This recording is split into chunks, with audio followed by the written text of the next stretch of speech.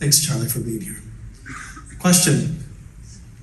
We all know that leftism is permeating our culture, our entertainment industry, the schools, the government.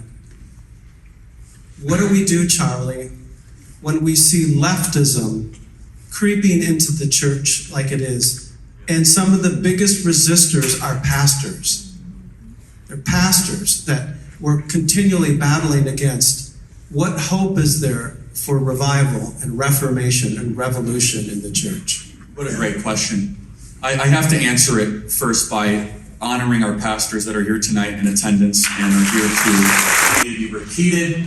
They need to be talked about in lunches and over coffees and text message. You need to say their names. You need to celebrate them on social media. You need to pray for them because the enemy is targeting them. He's trying to winnow those ranks. And James Kitties, Greg Denham, Jack Hibbs, Pastor Jurgen. We could just go through the list, right? Praise God for these people because there's not enough of them.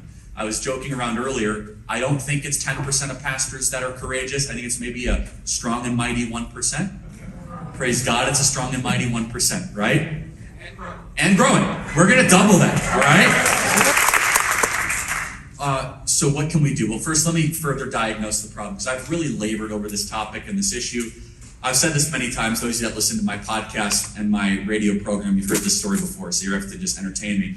Back in the spring of 2020, I made the worst prediction in the history of American radio. So bad they should have kicked me off the airways. I made this hour-long proclamation. I did this whole podcast where I said, listen, okay, they're trying to lock down America, and the pastors love liberty, and the churches aren't going to put up with this, and American Christians are going to fight back, and the lockdowns are not going to last a week, and American Christians are just going to tell these tyrants to go to heaven and to get out, and it's going to be this huge thing.